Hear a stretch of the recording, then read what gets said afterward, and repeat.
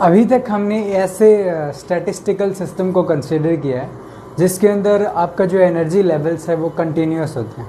Okay, अब हम discuss करेंगे कि अगर एनर्जी लेवल्स आपके डिस्क्रीट हों कंटिन्यूस होने की बजाय, देन क्या होगा। ओके, सो सबसे पहले देखते हैं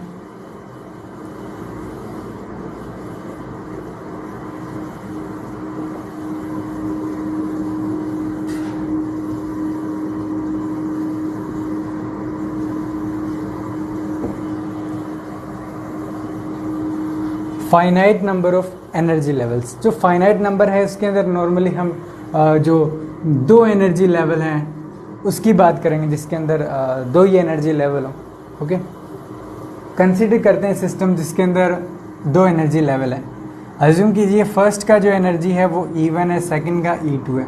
ओके, और यहाँ पर N1 पार्टिकल हैं, यहाँ पर N2 पार्टिकल हैं। अज्यूम करते हैं कि जो सब लेवल्स हैं इसके वो आपका सिंगल ही है, सब लेवल्स।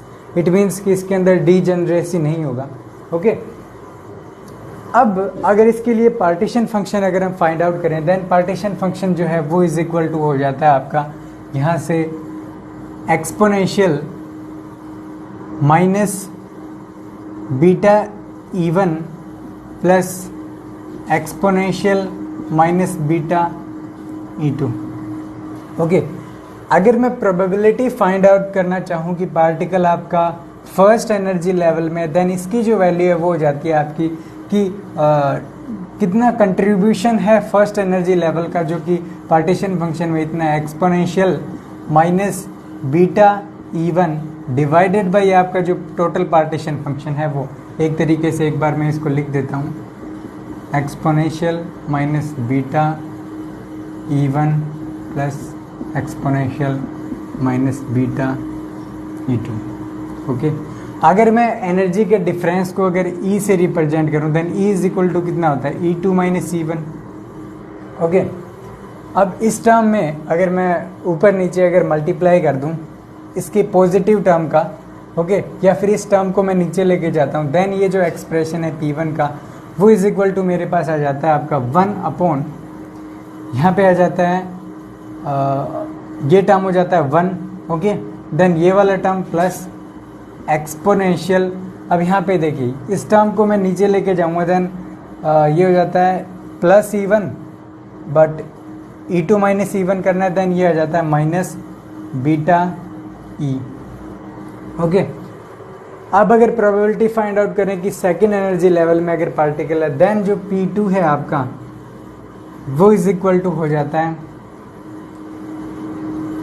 कंट्रीब्यूशन कितना है, exponential minus beta E2 divided by exponential minus beta E1 plus exponential minus beta E2।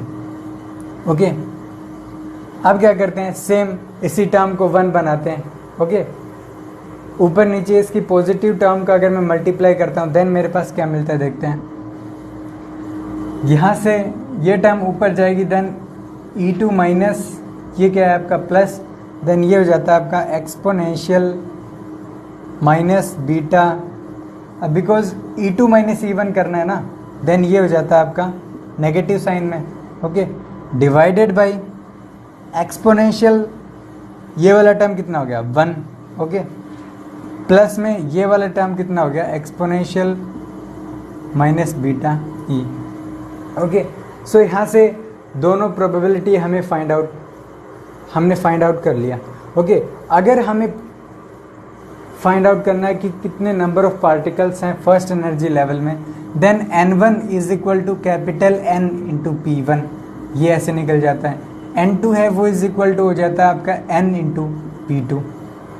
Okay, अब अगर आप यू कैन से एवरेज एनर्जी अगर फाइंड आउट करना चाहो, देन जो एवरेज एनर्जी होती है वो इज इक्वल टू हो जाती है कि फर्स्ट का एनर्जी कितना है E1 इंटू उसका प्रोबेबिलिटी प्लस E2 और उसका प्रोबेबिलिटी। और ये जो वैल्यू है ये हम चेक करना है ये कितनी आती है। यहाँ पर आ जाता है E1 plus E2 into exponential minus beta E divided by आपका आ जाता है यहाँ से, ये सेम टर्म है दोनों में, 1 प्लस एक्सपोनेंशियल माइनस बीटा ई। ओके, अब बीटा की वैल्यू अगर आप रखना चाहते हो देन ये हो जाता है 1/kBt। ओके, देन मैं E डिवाइडेड बाई kB को अपना एक टेम्परेचर भी अज्यूम कर सकता हूँ कि ये अपना थ्योरेटिकल टेम्परेचर हो जाता है एक तरीके से, और इससे ये जो टेम्परेचर है इसको कैरेक्टरिस्टिक टेम्परेचर भी बोलते हैं।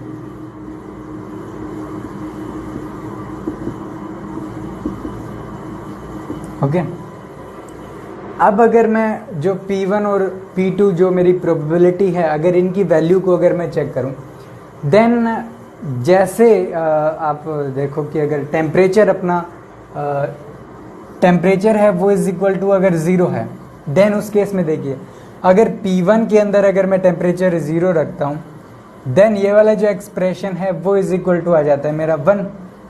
ओके, P2 का जो एक्सप्रेशन है वो इज इक्वल टू आ जाता है 0, बिकॉज एक्सपोनेंशियल ये वाला टर्म क्या होने वाला है, 0 होने वाला है। सो इट मीन्स ये वाला टर्म कितना हो गया, 0। सो इट मीन्स कि जो पार्टिकल्स हैं वो आपके सारे के सारे फर्स्ट एनर्जी लेवल में होंगे जब आपका टेम्परेचर एब्सोल्यूट 0 होता है। और अगर जो नॉर्मली अगर टेम्परेचर की वैल्यू अगर वो कैरेक्टरिस्टिक टेम्परेचर से अगर कम है, देन जो आपका P2 है वो अप्रोक्सीमेटली 0 के इक्वल ही होगा। ओके, कोई फर्क नहीं पड़ने वाला इतना।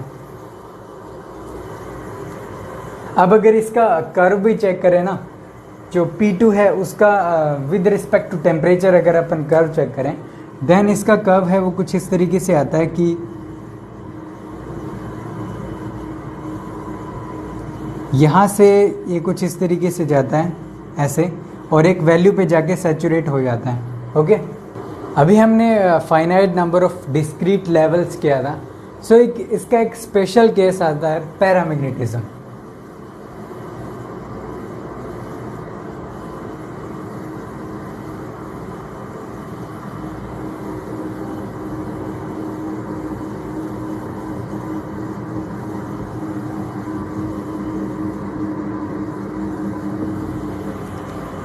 पैरामैग्नेटिज्म हमें पता है कि पैरामैग्नेटिक सब्सटेंसेस कौन से होते हैं, कि अगर उन मटेरियल्स को अगर हम मैग्नेटिक फील्ड के अंदर रखते हैं, देन वो जो एटम्स या फिर जो you can say magnetic dipoles हैं वो ओरिएंट होना चाहते हैं in the direction of magnetic field या in opposite direction of magnetic field.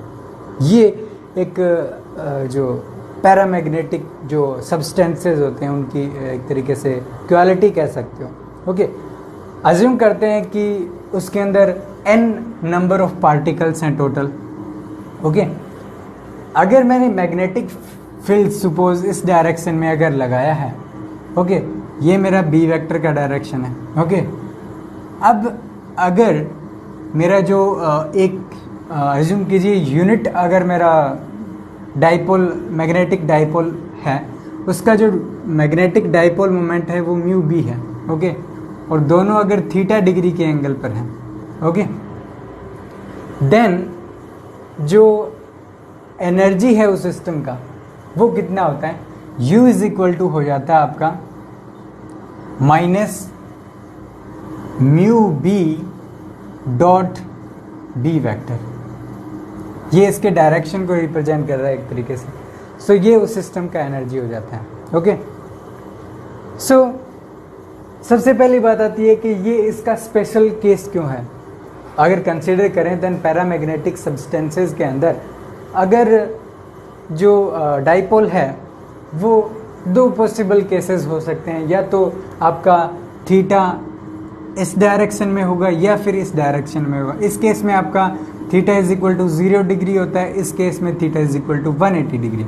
Okay, अगर 0 डिग्री वाले को अगर मैं ग्राउंड स्टेट अज्यूम करता हूँ कि पार्टिकल उसमें ग्राउंड स्टेट में है, ओके, और ये एक तरीके से एक्साइटेड स्टेट होता है, बिकॉज नॉर्मली क्या है कि ये केस नहीं आता, बिकॉज ये एक्साइटेड स्टेट के अंदर ही आएगा। इट मीन्स तभी हमने 180 डिग्री वाले केस को एक्साइटेड लिया है, बिकॉज हाई टेम्परेचर या फिर एक्सट्रीम कंडीशंस में ही ये आपका डायपोल मैग्नेटिक फील्ड की ऑपोजिट डायरेक्शन में रहता है। ओके, सो यहाँ से हमने दो लेवल्स डिफाइन कर दिए। ओके, ये मेरा ग्राउंड लेवल हो जाता है E1, ये मेरा E2 हो जाता है, और टोटल नंबर ऑफ अपने पास क्या है, N है। ओके, इट मीन्स यहाँ पर finite number of energy levels आ गए, तो इस वजह से ये एक तरीके से स्पेशल केस है उसका। ओके, देन यहाँ से मेरे पास जो एनर्जी है उसकी दो वैल्यू आती है। सबसे पहले E1 कंसीडर करते हैं। यहाँ पर अगर थीटा 0 रखता हूँ देन मेरे पास mu B into B value आती है। अगर सेकेंड एनर्जी अगर मैं फाइंड आउट करूँ देन कोस 180 नेगेटिव होता है, देन ये वैल्यू आपकी म्यू बी इंटू बी, ये आपका पॉजिटिव वैल्यू आ जाता है। अब हम इस सिस्टम का पार्टीशन फंक्शन भी फाइंड आउट कर सकते हैं। ओके, जो पार्टीशन फंक्शन है वो होता है आपका z is equal to exponential minus beta E, और ई में क्या करना है, समेशन करना है। देन सबसे पहले E1, ओके, प्लस में एक्सपोनेंशियल माइनस बीटा E2। अगर मैं दोनों की वैल्यू पुट करता हूं देन मेरे को मिलता है z is equal to exponential minus beta E1 की वैल्यू कितनी हो जाए, नेगेटिव है, इट मीन्स ये वैल्यू आपकी हो जाती है पॉजिटिव बीटा म्यू बी, और ये हो जाता है b। इट मीन्स बीटा की वैल्यू अगर मैं पुट कर देता हूँ KBT, ओके, और प्लस में आपका हो जाता है exponential minus mu B divided by आपका हो जाता है KBT। ओके, सो ये आ जाता है पार्टीशन फंक्शन। अगर मैं एक प्रॉपर्टी चेक करूं कोस हाइपरबोलिक एक्स का, देन कोस हाइपरबोलिक एक्स है वो इज इक्वल टू हो जाता है e to the power x plus e to the power minus x divided by 2। अगर मैं इसको कंपेयर करता हूं, अगर इस टर्म को अगर मैं x कंसिडर करूं देन मेरा जो पार्टीशन फंक्शन है उसकी वैल्यू आ जाती है 2 cos hyperbolic of mu B into B divided by KBT। Okay, अगर मुझे फर्स्ट एनर्जी जो लेवल है उसके अंदर पार्टिकल्स फाइंड आउट करने हैं, देन जो N1 जो है N1 वो इज इक्वल टू हो जाता है N, okay, divided by Z। एक तरीके से आप बोल सकते हो कि N into P1। Okay, P1 जो है वो इज इक्वल टू आपका हो जाता है, अगर मैं डायरेक्ट वैल्यू लिख देता हूँ N, okay, into exponential of mu B divided by KBT, और यहाँ पर अगर मैं Z का डिवाइड कर दूँ देन ये मेरा N1 आ जाता है। अगर मैं N2 की बात करता हूँ, N2 इज इक्वल टू मेरा कितना आ जाता है, N2 आ जाता है मेरा N डिवाइडेड बाई Z, और यहाँ पर आ जाता है exponential minus mu B divided by आ जाता है आपका KBT। और जो टोटल नंबर ऑफ पार्टिकल्स हैं, आप कह सकते हो कि जो टोटल नंबर ऑफ पार्टिकल्स हैं N वो इज इक्वल टू होते हैं N1 प्लस N2, और आप यहाँ पर वैल्यू चेक करके चेक भी कर सकते हो कि ये आपका इसके इक्वल ही होगा। ओके, अगर इस सिस्टम के लिए अगर मैं नेट मैग्नेटिक मोमेंट अगर फाइंड आउट करना चाहूँ, देन जो नेट जो मैग्नेटिक मोमेंट है अगर मैं कैपिटल M से अगर उसको रिप्रेजेंट करता हूँ, देन इसकी जो वैल्यू है वो इज इक्वल टू होती है कि आपके टोटल नंबर ऑफ पार्टिकल्स कितने इनटू जो मैग्नेटिक डायपोल मोमेंट है एवरेज वो। अब किसी भी चीज़ का एवरेज अगर हम फाइंड आउट करें, अज्यूम कीजिए एनर्जी का करते थे, देन फर्स्ट एनर्जी लेवल में जितना प्रोबेबिलिटी है उसका मल्टीप्लाई करते थे उसी के एनर्जी के साथ, ओके, प्लस में नेक्स्ट लेवल के लिए ऐसे ऐसे करके टोटल का समेशन करते थे। इट मीन्स वेटेड एवरेज लेते थे। इसी तरीके से हमको जो मैग्नेटिक डायपोल मोमेंट है उसका भी ऐसे ही करना पड़ेगा। सो इसको कंसिडर करते हैं कि जो म्यू एवरेज है वो इज इक्वल टू कितना हो जाता है, वो हो जाता है mu B, first energy level में म्यू बी होता है, इनटू P1, ओके, प्लस में म्यू बी P2। बट यहाँ पर ये वाला जो म्यू बी है ये वाला एंटी पैरेलल है इसकी बजाय, सो इट मीन्स साइन भी मैटर करता है। सो यहाँ पर हम साइन भी लगाते हैं, देन इसका negative sign, then negative sign यहाँ पर। ओके, अब अगर इसकी वैल्यू को यहाँ रिप्लेस करते हैं देन हमारे पास वैल्यू आती है एन, ओके, म्यू बी और P1 माइनस P2। ओके, अगर मैं P1 और P2 की वैल्यू अगर चेक करता हूँ, ओके, P1 की वैल्यू हम यहाँ से डायरेक्ट निकाल सकते हैं। P1 इज इक्वल टू कितना हो जाता है, exponential mu B divided by K B T, कितना वेट है उसका, divided by total partition function कितना है। ओके, देन ये हो जाता है आपका z। ओके, और P2 है वो इज इक्वल टू आ जाता है आपका exponential minus mu B divided by K B T.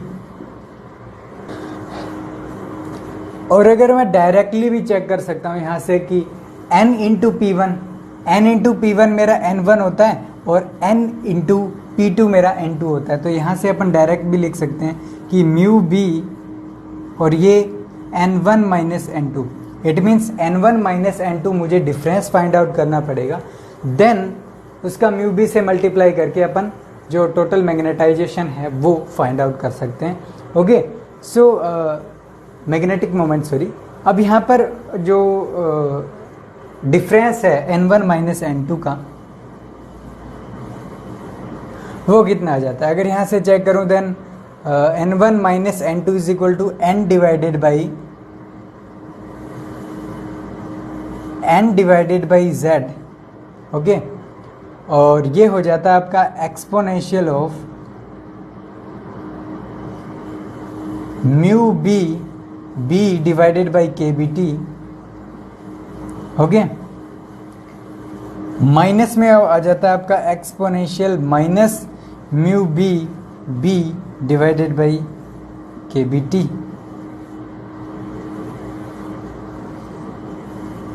Okay, अब यहाँ से एक प्रॉपर्टी होता है आपका साइन हाइपरबोलिक एक्स के लिए। ओके, सो अगर मैं देखूं कि जो साइन हाइपरबोलिक एक्स है, so sine hyperbolic X is equal to होता है आपका E to the power X minus E to the power minus x divided by 2।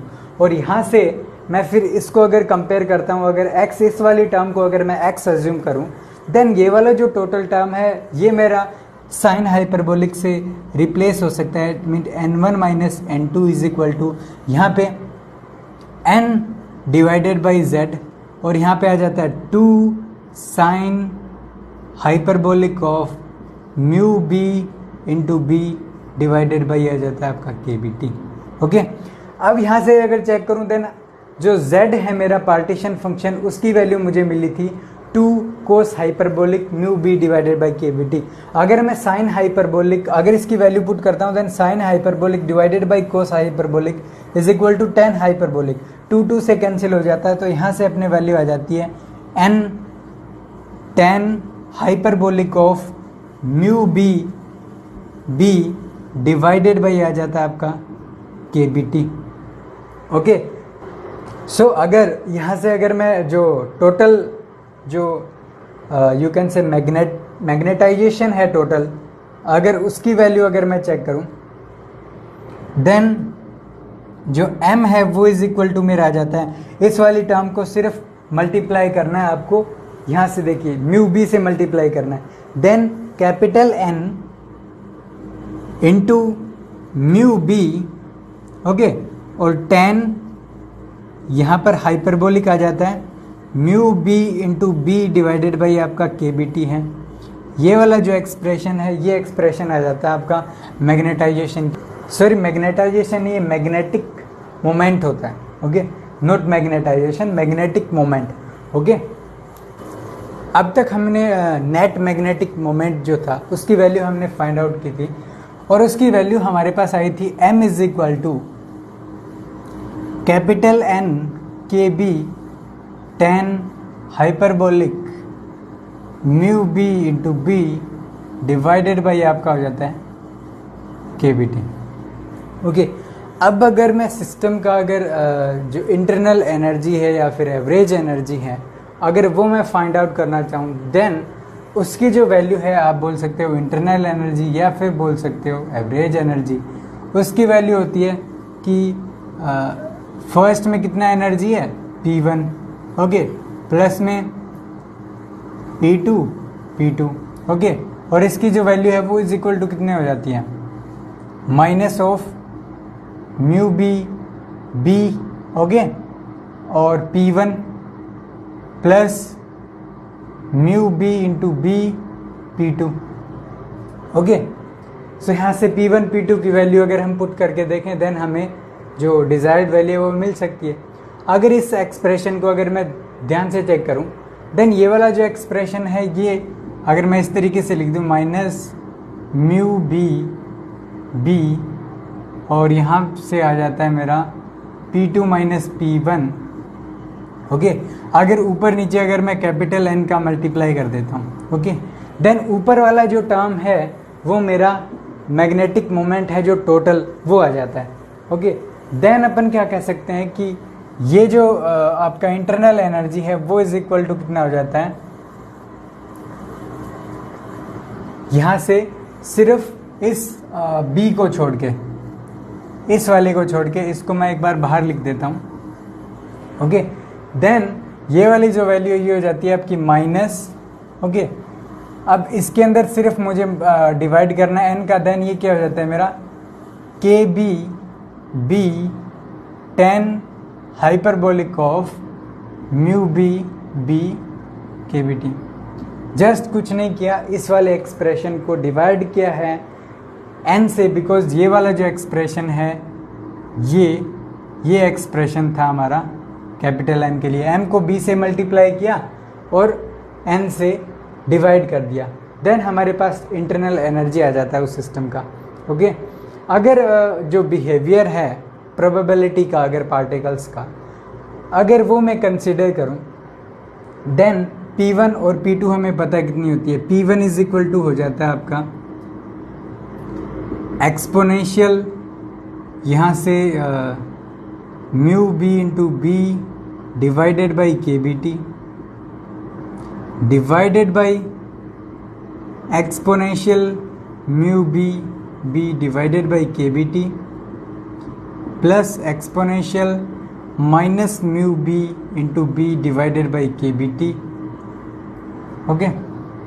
वैसे ही P2 की जो वैल्यू है वो इज इक्वल टू हो जाती है exponential minus mu B divided by आपका हो जाता है KBT divided by exponential minus mu B divided by KBT plus exponential mu B divided by KBT। So इस तरीके से P1 P2 की वैल्यू हम फाइंड आउट कर सकते हैं। अगर इसका बिहेवियर देखें विद रिस्पेक्ट टू टेम्परेचर, सो अगर मैं बात करूं लो रेंज ऑफ टेम्परेचर के लिए, ओके, लो रेंज अज्यूम कीजिए टेम्परेचर अगर हमने 0 रख दिया, ओके, 0 रखते ही P1 की जो वैल्यू है अगर वो चेक करोगे, एक्सपोनेंशियल टर्म है वो आपका हो जाता है,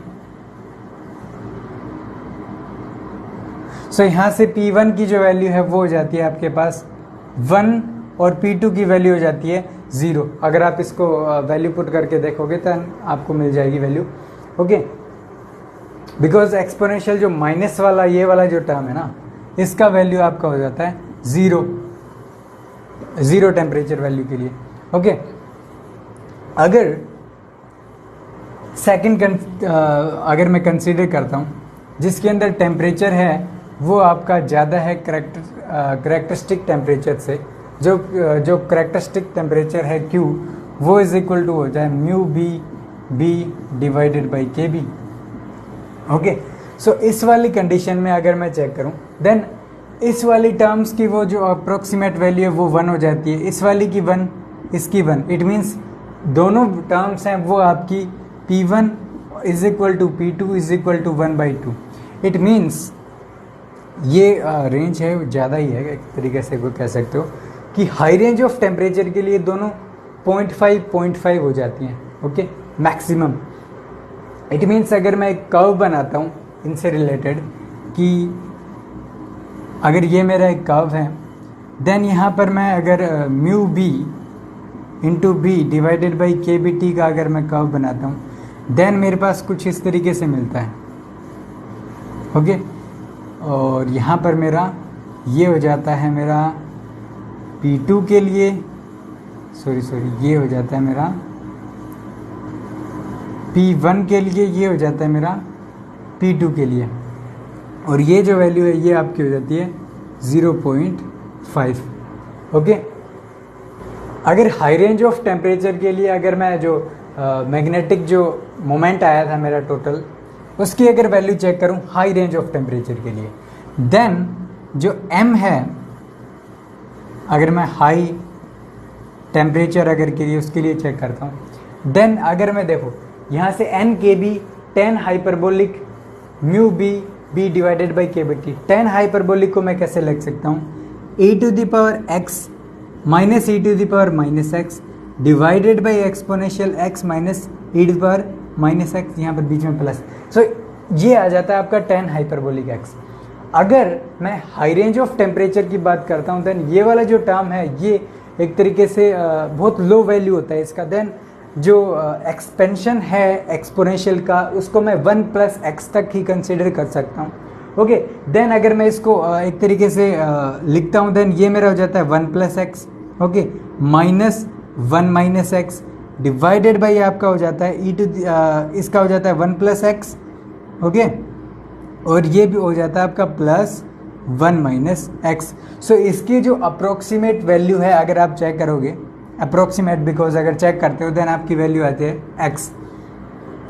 सो अगर इसकी वैल्यू अगर हम यहाँ पर पुट करते हैं डायरेक्टली x की वैल्यू है, देन ये जो m है वो इज इक्वल टू हो जाता है n के बी, और 10 हाइपरबोलिक की जगह रख देते हैं mu B into B divided by आपका हो जाता है के बी टी, और के बी से के बी कैंसिल हो जाता है, डिवाइडेड बाई आपका हो जाता है टी।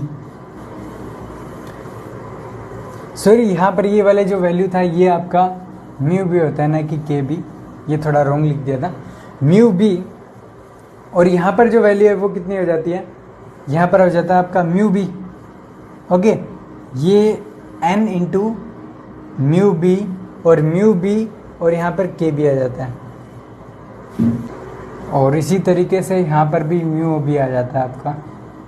ओके, सो ये वाला जो वैल्यू है ये हो जाता है आपका n mu B square B divided by आपका हो जाता है t इंटू के बी। अगर मैं कंसिडर करूं देन ये वाला जो टर्म है,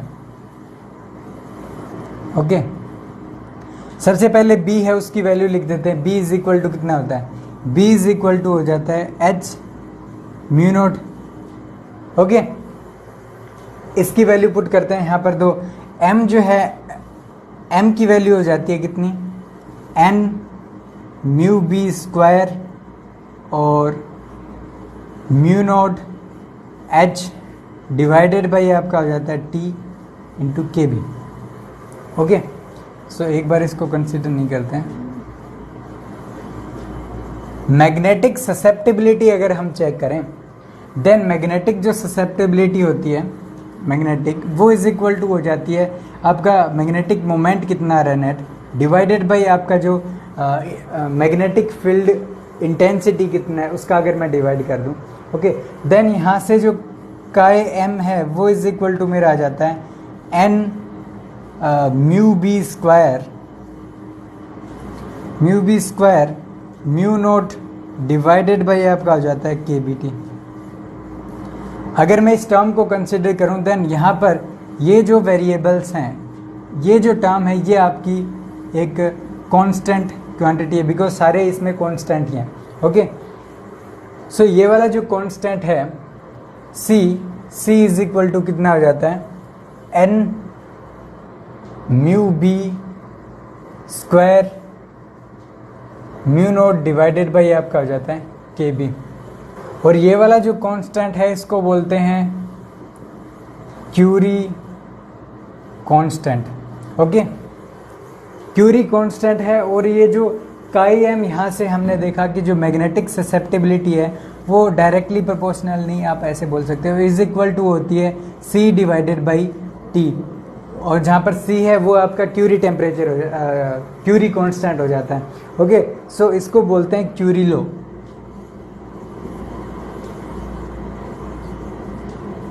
ओके, अगर अपन कर्व चेक करें इस मैग्नेटिक मोमेंट का with respect to this variable, okay, then हमारे पास जो कर्व है वो हमने चेक किया था कि ये टर्म है वो लीनियर हो जाता है अगर टेम्परेचर आपका हाई है। इट मीन्स यहाँ से ये लीनियर रहता है रिलेशन, देन एक वैल्यू के बाद ये सैचुरेट होना स्टार्ट हो जाता है। और जो सैचुरेशन वैल्यू है, बिकॉज इसका वैल्यू पॉसिबल होता है 1, ओके, देन जो सैचुरेटेड वैल्यू है वो आपका हो जाता है n इंटू म्यू बी, ये आपका सैचुरेटेड वैल्यू होता है। ओके, अगर मैं इसको 1 कंसीडर करता हूँ, ओके 1, देन ये मेरा हो जाता है m divided by m saturated. Okay, यहाँ से 0 से स्टार्ट हो रहा है, ये mu B into B divided by आपका हो जाता है के बी टी इस डायरेक्शन में। ओके, सो ये कर्व क्या रिप्रेजेंट कर रहा है? सो अगर हम टेम्परेचर यू कैन से इंक्रीज करते हैं, इट मीन्स ये कर्व इस डायरेक्शन में अगर आता है, देन जो मैग्नेटिक मोमेंट है वो आपका कम होता है। इट मीन्स कि जो अलाइनमेंट है वो टेम्परेचर के बढ़ाने से कम हो जाता है। ओके, और अगर मैग्नेटिक फील्ड का भी अगर इफेक्ट चेक करें कि जितना स्ट्रॉन्ग मैग्नेटिक फील्ड होगा उतना ज़्यादा मैग्नेटाइजेशन होगा। ओके, ये कर्व ये भी चीज़ बताता है। ओके, सो अगर अब हम क्या फाइंड आउट करते हैं, अब हम हमारे पास इंटरनल एनर्जी है। अब अगर हम इसका अगर फाइंड आउट करें स्पेसिफिक हीट, अगर स्पेसिफिक हीट चेक करें CV is equal to D U divided by D T. Okay, और यहाँ पे ये मैग्नेटिज्म है, यहाँ पर वॉल्यूम कांस्टेंट है। ओके, आपका मैग्नेटिक फील्ड कांस्टेंट हो जाएगा। ओके, देन अगर मैग्नेटिक फील्ड कांस्टेंट है, देन इस टर्म का अगर मैं डेरिवेटिव करता हूँ with respect to temperature, then मेरे पास आता है mu B, okay, into B, और tan हाइपरबोलिक का कितना आ जाता है sec square hyperbolic of mu B into B divided by आपका आ जाता है के बी टी। ओके, और अंदर वाली अगर टर्म का करता हूँ, देन मेरे पास आ जाता है मल्टीप्लाई में mu B into B divided by K B T, और नेगेटिव नेगेटिव साइन आपका प्लस हो जाता है। ओके, और यहाँ पे आ जाता है टी स्क्वायर। ओके, अगर इसको सिंप्लीफाई करके लिखते हैं, then mu B into B, okay, divided by आपका के बी टी, इसका square into K B, sec square hyperbolic of mu B into B divided by K B T. ये आपका expression आ जाता है स्पेसिफिक हीट जब आपका जो magnetic field है वो कांस्टेंट होता है। और यहाँ पर हमारे पास n पार्टिकल्स हैं, देन एनर्जी भी आपका कितना हो जाता है n टाइम्स। ओके, और यहाँ पर जो स्पेसिफिक हीट है इसके अंदर भी आपका n इंक्लूड हो जाता है। अब जो एंट्रोपी है S वो इज इक्वल टू हो जाता है आपका n K B ln z, okay, plus sorry minus u divided by आपका t। ओके, z की वैल्यू 2 कोस हाइपरबोलिक, ये वाला जो वैल्यू है mu B divided by K B T, इसकी वैल्यू अगर मैं पुट करता हूँ, देन मेरे पास आ जाता है n K B, okay, ln z हो जाता है आपका ln 2 cos hyperbolic of mu B into B divided by आ जाता है आपका के बी टी। ओके, अब इंटरनल एनर्जी इतना हो जाता है आपका n, okay, mu B B, और ये टर्म n अपने बाहर ले लिया, के बी अगर है देन इस टर्म को अपन लिख सकते हैं minus mu B B divided by K B T, और tan hyperbolic of mu B into B divided by K B T. Okay, so ये एक्सप्रेशन आ जाता है आपका जो एंट्रोपी है उसके लिए। अगर हम तीनों रिलेशनों को, जिसके अंदर आपका इंटरनल एनर्जी आता है, स्पेसिफिक हीट आता है और एंट्रोपी आता है, अगर आप तीनों रिलेशनों को प्लॉट करते हो, देन आपके पास कुछ इस तरीके से कर्व आता है। फर्स्ट आता है आपका इंटरनल एनर्जी का, कि जो इंटरनल एनर्जी है वो विद रिस्पेक्ट टू टेम्परेचर। सो जैसे जैसे हम जो आपका टेम्परेचर है उसको अगर बढ़ाते जाते हैं, इट मीन्स यहाँ से इस तरफ खिसकते हैं, देन आपका जो इंटरनल एनर्जी वो इंक्रीज करता है। ओके, और एक पर्टिकुलर वैल्यू पे आपका 0.5 पे आपका फिक्स हो जाता है जब आप लो टेम्परेचर रेंज की तरफ जाते हो। ओके, नेगेटिव में है। ओके, और वैसे ही आपका स्पेसिफिक हीट के लिए आपका हो जाता है ऐसे का। ओके, फिर आपका एंट्रोपी के लिए, एंट्रोपी जो है वो आपका एक पॉइंट पे जाके सैचुरेट हो जाता है।